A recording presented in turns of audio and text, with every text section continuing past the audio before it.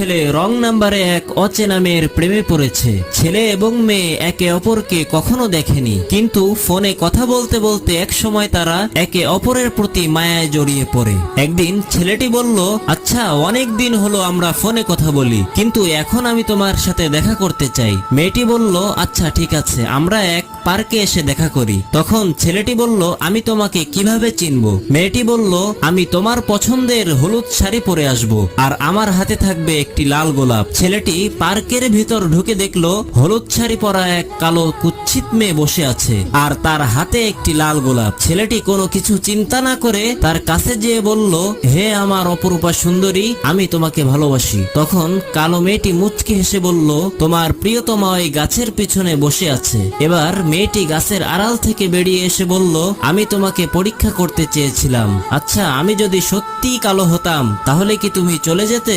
ছেলেটি